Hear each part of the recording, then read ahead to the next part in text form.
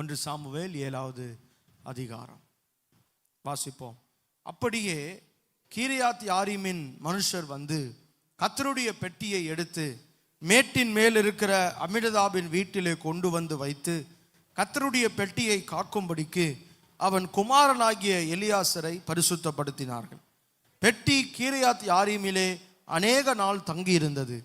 20 வருஷம் அங்கேயே இருந்தது. இஸ்ரவேல் குடும்பத்தார் எல்லாரும் கர்த்தரை நினைத்து புலம்பிக் கொண்டிருந்தார்கள். அப்பொழுது சாமுவேல் இஸ்ரவேல் குடும்பத்தார் யாவரையும் நோக்கி, நீங்கள் உங்கள் முழு இருதயத்தோடும் கர்த்தரிடத்தில் திரும்புவீர்களானால் அந்நிய தேவர்களையும் அஸ்தரோத்தையும் உங்கள் நடுவிலிருந்து விலக்கி உங்கள் இருதயத்தை கர்த்தருக்கு நேராக்கி அவர் ஒருவருக்கே ஆராதனை செய்யுங்கள். அப்பொழுது அவர் உங்களை பெலிஸ்தருடைய கைக்கு நீங்களாக்கி விடுவார் என்றான். அப்பொழுது இஸ்ரவேல் புத்திரர் பாகால்களையும் அஸ்தரோத்தையும் விலக்கிவிட்டு கர்த்தர் ஒருவருக்கே ஆராதனை செய்தார்கள். பின்பு சாமுவேல், நான் உங்களுக்காக கர்த்தரை மன்றாடும்படிக்கு இஸ்ரவேலர் எல்லாரையும் மிஸ்பாவிலே கூட்டுங்கள் என்றான். அவர்கள் அப்படியே மிஸ்பாவிலே கூடி வந்து தண்ணீர் மொண்டு கர்த்தருடைய சந்நிதியில் ஊற்றி அன்றைய தினம் உபவாசம் பண்ணி கர்த்தருக்கு விரோதமாய் பாவம் செய்தோம் என்று அங்கே சொன்னார்கள். மிஸ்பாவிலே சாமுவேல் இஸ்ரவேல் புத்திரரை நியாயம் விசாரித்து கொண்டிருந்தான். இஸ்ரவேல் புத்திரர் மிஸ்பாவிலே கூடி வந்ததை பெலிஸ்தர் கேள்விப்பட்ட போது பெலிஸ்தரின் அதிபதிகள் இஸ்ரவேலுக்கு விரோதமாக எதிர்த்து வந்தார்கள். அதை இஸ்ரவேல் புத்திரர் கேட்டு பெலிஸ்தரின் நிமித்தம் பயப்பட்டு சாமுவேலை நோக்கி, நம்முடைய தேவனாகிய கர்த்தர் எங்களை பெலிஸ்தரின் கைக்கு நீங்களாக்கி ரட்சிக்கும்படிக்கு எங்களுக்காக அவரை நோக்கி ஓயாமல் வேண்டிக் கொள்ளும் என்றார்கள். அப்பொழுது சாமுவேல் பால் குடிக்கிற ஒரு ஆட்டுக்குட்டியை பிடித்து அதை கர்த்தருக்கு சர்வாங்க தகன பலியாக செலுத்தி இஸ்ரவேலுக்காக கர்த்தரை நோக்கி வேண்டிக் கொண்டான். கர்த்தர் அவனுக்கு மறுமொழி அருளி செய்தார். சாமுவேல் சர்வாங்க தகன பலியை செலுத்துகையில் பெலிஸ்தர் இஸ்ரவேலின் மேல் யுத்தம் பண்ண நெருங்கினார்கள். கர்த்தர் மகா பெரிய இடி முழக்கங்களை பெலிஸ்தர் மேல் அந்நாளிலே முழங்க பண்ணி அவர்களை கலங்கடித்ததினால் அவர்கள் இஸ்ரவேலுக்கு முன்பாக பட்டு விழுந்தார்கள். அப்பொழுது இஸ்ரவேலர் மிஸ்பாவில் இருந்து பெலிஸ்தரை பின்தொடர்ந்து போய் பெத்காரீம் பள்ளத்தாக்கு மட்டும் அவர்களை முறியடித்தார்கள். அப்பொழுது சாமுவேல் ஒரு கல்லை எடுத்து மிஸ்பாவுக்கும் சேனுக்கும் நடுவாக நிறுத்தி, இம்மட்டும் கர்த்தர் எங்களுக்கு உதவி செய்தார் என்று சொல்லி அதற்கு எபெனேசர் என்று பெயரிட்டான். யாவரும் அமர்வோம். கர்த்தருடைய பரிசுத்த நாமத்திற்கு மகிமை உண்டாவதாக. 6 மாதங்களை முடித்து 7வது மாதத்திலே நாம் ஒவ்வொருவரையும் கிருபையாய் பிரவேசிக்க செய்திருக்கிற தேவனாகிய கர்த்தருக்கு முதலாவது நாம் ஸ்தோத்திரங்களையும் துதிகளையும் நாம் செலுத்துவோம். ஆண்டவர் நாம் ஒவ்வொருவரையும் ஆச்சரியமாய் நடத்துகிற தேவன். இந்த பகுதி நாம் பல முறை இந்த வார்த்தையை நாம் நம்முடைய துதிகளிலும் ஜெபங்களிலும் சொல்லுவது வழக்கம். எபினேசர் 12வது வசனத்தில் வாசிக்கிறோம், இம்மட்டும் கர்த்தர் எங்களுக்கு உதவி செய்தார் என்று சொல்லி அதற்கு எபெனேசர் என்று பெயரிட்டான். இந்த வார்த்தை எபெனேசர் என்ற வார்த்தை நாம் அதனுடைய முக்கியத்துவத்தை சற்று நாம் அதை அறிந்து கொள்ளாமல் இருக்கிறோம் என்று நான் சொல்லுவேன். காரணம், இந்த இடத்திலே அதனுடைய அர்த்தத்தை நாம் பார்க்கிறோம். ஆனால் எந்த சூழ்நிலையிலே இது வருகிறது என்பதை நாம் கவனித்தால் அது ஆச்சரியமான ஒன்றாக இருக்கும். இந்த வார்த்தை எபெனேசர் என்பது வேதாகமத்திலே 3 இடங்களிலே வருகிறது. 1 சாமுவேல் 4வது அதிகாரம் 1 வசனத்திலும் இந்த எபெனேசர் என்ற வார்த்தையை நாம் பார்க்கிறோம். அதற்கு அர்த்தம் அங்கே வாசிக்கிறோம், சாமுவேலின் வார்த்தை இஸ்ரவேலுக்கெல்லாம் வந்தது. இஸ்ரவேலர் பெலிஸ்தருக்கு விரோதமாக யுத்தம் செய்ய புறப்பட்டு எபெனேசருக்கு சமீபத்தில் பாளையம் இறங்கினார்கள். இந்த இடத்திலே வருகிற எபெனேசருக்கு அர்த்தம் ஒரு பெரிய ஒரு வெற்றியாக நாம் பார்க்க முடியாது. ஏனென்றால் இஸ்ரவேல் ஜனங்களுக்கு எதிராக பெலிஸ்தர் அங்கே பாளையம் இறங்கி வெற்றியை கண்டதாக நாம் 4ஆம் அதிகாரம் முழுவதும் வாசிக்கிறோம். இந்த இடத்துல எபெனேசர் என்பது ஒரு ஜியோகிராபிக்கல் லொகேஷன், ஒரு இடத்தை குறிக்கிறதான ஒரு வார்த்தை. 1 சாமுவேல் 5வது அதிகாரம் 1 வசனத்திலும் அங்கேயும் நாம் இந்த எபெனேசர் என்ற வார்த்தையை நாம் கவனிக்கிறோம். ஆனால் 2 இடங்களிலும் ஒரு இடத்தினுடைய பெயராக பார்க்கிறோம். ஆனால் இந்த 1 சாமுவேல் 7வது அதிகாரம் 12வது வசனத்திலே ஆண்டவர் ஒரு பெரிய வெற்றியை தருகிறார். இதை நான் 7 முக்கியமான பாடங்களை 7 truths about எபெனேசர், இந்த எபெனேசர் என்கிற வார்த்தைக்கான 7 சத்தியங்களை நாம் வேகமாய் சுருக்கமாய் நான் உங்களுக்கு குறிப்பை மாத்திரம் வைக்க விரும்புகிறேன். முதலாவது, இந்த எபெனேசர் என்பது தேவனுடைய கடந்த கால உதவியை நினைப்பூட்டுகிறது. Ebenezer reminds us of God's past help. ஆண்டவர் எப்படி உதவி செய்தார் என்பதை இதை நினைப்பூட்டுகிற ஒன்றாக இருக்கிறது. அதாவது இப்போது ஒரு பெரிய சூழ்நிலை நமக்கு இருக்கலாம், தாங்க முடியாத அல்லது அதிலே நாம் பார்க்க முடியாத ஒரு பெரிய சூழ்நிலை இருக்கும்போது நமக்கு என்ன நினைவில் வர வேண்டும் என்றால், பிறந்தது முதல் இதுவரைக்கும் எபினேசரா இருந்து நம்மை நடத்தின ஆண்டவர் என்பதை நினைத்து பார்க்கும்போது அதைத்தான் சாமுவேல் சொல்லுகிறார், இம்மட்டும் நம்மை நடத்தினார். 1 சாமுவேல் 7வது அதிகாரம் 12வது வசனத்திலே அதை வாசிக்கிறோம். இம்மட்டும் கர்த்தர் எங்களுக்கு உதவி செய்தார். பாருங்க, கடந்த காலம், பாஸ்ட் டென்ஸ், உதவி செய்தார் என்று சொல்லி எபெனேசர் என்று பெயரிட்டான். அப்படி என்றால் எபெனேசர் என்பதற்கு ஒரு பெரிய பிரச்சனை நமக்கு முன்பதாக இருந்தாலும் இதுவரை நடத்தின ஆண்டவர் என்பதை நினைத்து பார்க்க கர்த்தர் உதவி செய்கிறார். It reminds us of God's past help. ஆண்டவர் கடந்த காலத்திலே நம்ம எப்படி நடத்தினார் என்பதை நீங்கள் நினைத்து பார்க்க வேண்டும். இரண்டாவது, இந்த எபெனேசர் என்பது it reveals the power of repentance. மனம் திரும்புதலின் வல்லமையை இது வெளிப்படுத்துகிறது. 1 சாமுவேல் நாம் வாசித்தோம், 3 to 6 வசனங்களை நீங்கள் வாசித்து பார்த்தால் இஸ்ரவேல் ஜனங்கள் ஏன் முன்னே 4வது அதிகாரத்திலும் 5வது அதிகாரத்திலும் ஒரு பெரிய ஜெயத்தை காண முடியவில்லை? அந்த பகுதியில் நாம் வாசித்தோம். 7வது அதிகாரத்தில் ஜெயம் எடுத்து கிட்டத்தட்ட 20 வருடங்களுக்கு பிறகு சம்பவிப்பதுதான் இந்த 7வது அதிகாரம்.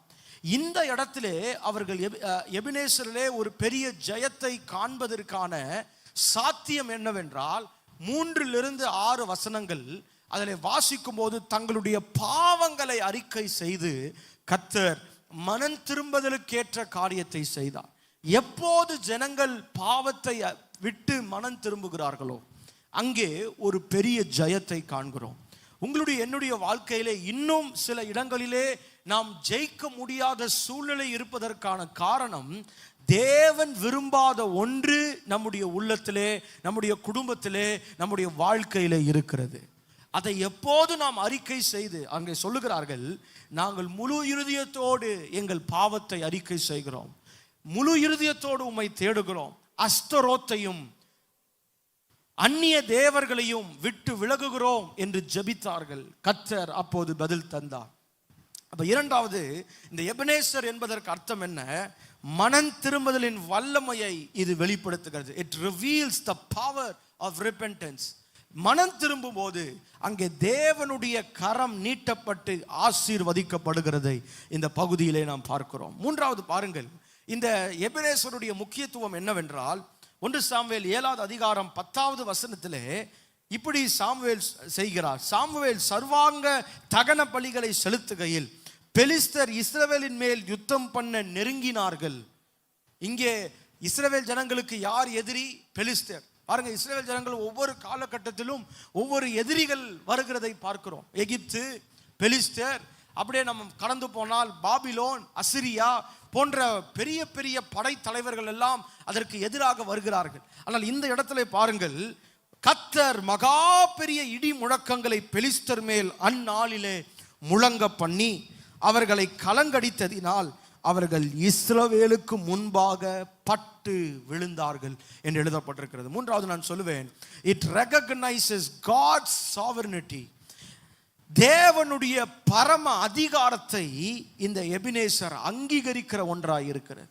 நம்முடைய வாழ்க்கையில போராட்டங்கள் வரும்போது சில நேரங்களிலே கர்த்தர் தம்முடைய அதிகாரத்தை பயன்படுத்தி ஜெயத்தை கொண்டு வருகிற தேவனாய் இருக்கிறார். எபினேசர் என்பது நாம் என்ன செய்ய வேண்டும்? கர்த்தரை மாத்திரம் சார்ந்திருந்தால் ஏன் 4-5 அதிகாரங்களிலே பெரிய ஜெயத்தை காண முடியவில்லை? அந்த பகுதியில் நீங்கள் வீட்டில் போய் வாசித்து பாருங்க. அவர்கள் உடன்படிக்கையாகிய பெட்டியின் மேல் நம்பிக்கை வைத்தார்கள், தங்களுடைய இராணுவத்தின் மேல் நம்பிக்கை வைத்தார்கள். ஜெயத்தை கண்டறலான்னு நினைச்சாங்க. அங்கே ஒரு பெரிய தோல்வி இருந்தது.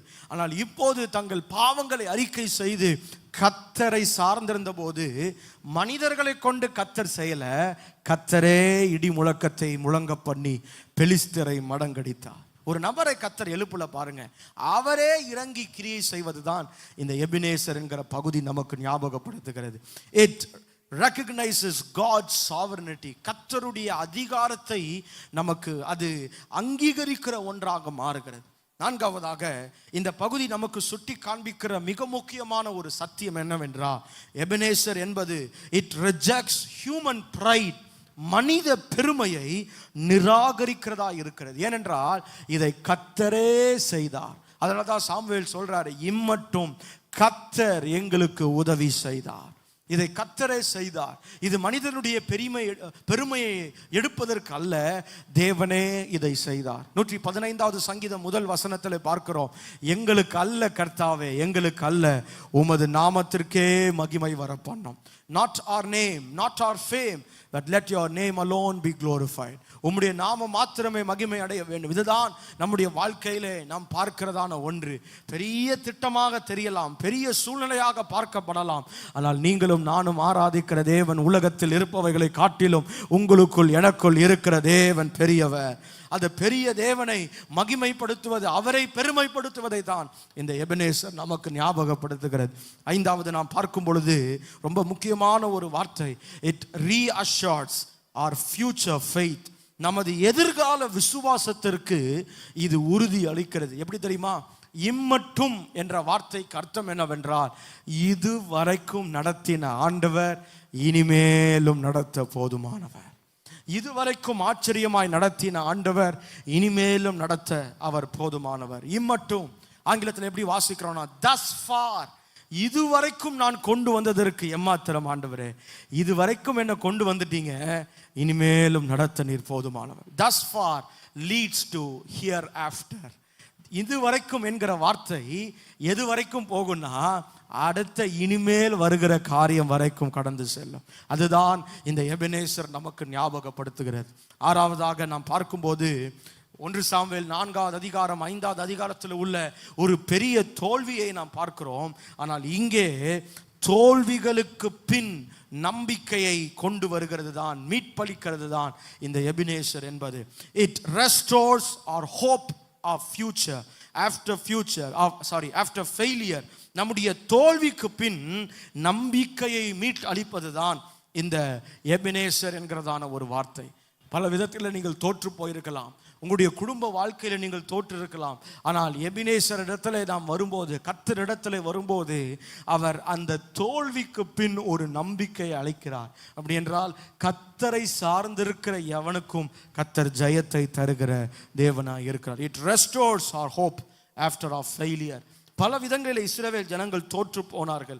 ஆனால் இந்த இடத்துல தங்கள் பாவங்களை அறிக்கையிட்டு கர்த்தரை சார்ந்திருக்கும் போது கர்த்தர் பெரிய ஜெயத்தை கட்டளையிட்டார். கர்த்தரே அதை செய்கிறதை பார்க்கிறோம். கடைசியாக இந்த எபனேசர் நமக்கு கற்றுத் தருகிற ஒரு பாடம், இட் requires continual dependence. இது ஏதோ வெற்றி கிடைத்த பிறகு கர்த்தரை விட்டு வழி விலகி போவதல்ல, இது தொடர்ந்து கர்த்தரை சார்ந்திருப்பதை வலியுறுத்துகிற ஒரு காரியம். பாருங்க, சாமுவேல் அந்த அதிகாரத்தினுடைய கடைசியில இப்படி சொல்லி முடிக்கிறதை பார்க்கிறோம். 7வது அதிகாரம் 16-17 வசனங்களை பாருங்கள். அவன் வருஷா வருஷம் புறப்பட்டு பெத்தேலையும் கில்காலையும் மிஸ்பாவையும் சுற்றி போய் அவ்விடங்களில் எல்லாம் இஸ்ரவேலை நியாயம் விசாரித்த பின்பு அவன் ராமாவுக்கு திரும்பி வருவான். அவனுடைய வீடு அங்கே இருந்தது. அங்கே இஸ்ரவேலை நியாயம் விசாரித்து அவ்விடத்தில் கர்த்தருக்கு ஒரு பலிபீடத்தை கட்டினான். அர்த்தம் என்ன? வருஷா வருஷம் சாமுவேல் ஏதோ ஒரு இடத்துல கர்த்தர் ஜெயத்தை தந்தார் என்று அப்படியே கர்த்தரை மறந்து விடவில்லை. எப்பொழுதெல்லாம் ராமாவிலிருந்து புறப்பட்டு மிஸ்பாவுக்கு வந்து அந்த இடத்துல தங்கி அங்கே கர்த்தருக்கு ஒரு பலிபீடத்தை கட்டினதை பார்க்கிறோம். எங்கெல்லாம் பழைய ஏற்பாட்டிலே பலிபீடம் கட்டப்படுகிறதோ அங்கே எல்லாம் கர்த்தரை ஆராதிக்கிற ஒரு முறையை நாம் கவனிக்கிறோம். இன்னைக்கு நம்முடைய வாழ்க்கையிலே கர்த்தர் இதுவரைக்கும் நடத்தின எபனேசர் என்பது அர்த்தம் என்ன? பழையதை கர்த்தர் கடந்து வந்த பாதங்களை எப்படி நம்மை நடத்தி இருக்கிறார் என்பதை நினைத்து பார்ப்பது மாத்திரமல்ல, எதிர்காலத்திலே கர்த்தருடைய கிருபை நமக்கு தேவை என்பதை நினைத்து கர்த்தரை தொடர்ந்து ஆராதிக்கிற ஒரு பழக்கம் நமக்கு வேண்டும். அதுதான் இந்த எபனேசர் நமக்கு சுற்றி காண்பிக்கிறது. It requires continual dependence on our God. நம்முடைய ஆண்டவர் மேலே தொடர்ந்து கர்த்தரை சார்ந்திருக்க வேண்டும். ஒருவேளை நம்முடைய பார்வையில இப்போது நம் வெற்றி பெற்றதாக தோன்றலாம், ஆனால் எதிர்காலத்தில் என்ன நடக்கும் நமக்கு தெரியாது. ஆண்டவர் எதிர்த்து நிற்கிற ஒரே ஒரு பாவம் பெருமை. பெருமைக்கு தேவன் எதிர்த்து நிற்கிறார். அதற்கு பெருமை வராதபடிக்கு நாம் எப்போதும் கர்த்தரை சார்ந்திருந்தோமானால் எபெனேசரா இருந்து நடத்த அவர் போதுமானவர். எது வரைக்கும் தெரியுமா? இந்த உலகத்தில் நாம் உயிரோடு இருக்கிற வரைக்கும் நம்மை நடத்த அவர் போதுமான தேவனாய் இருக்கிறார். ஹல்லேலூயா. இந்த 7 காரியங்கள் எப்பொழுதெல்லாம் எபெனேசர் எனக்கு ஞாபகம் வருகிறதோ அப்பொழுதெல்லாம் இதை நாம் நினைத்து பார்த்து கர்த்தருக்கு நாம் நன்றி செலுத்தலாம். எழும்பி நிற்கலாம். கர்த்தரை முழு இறுதி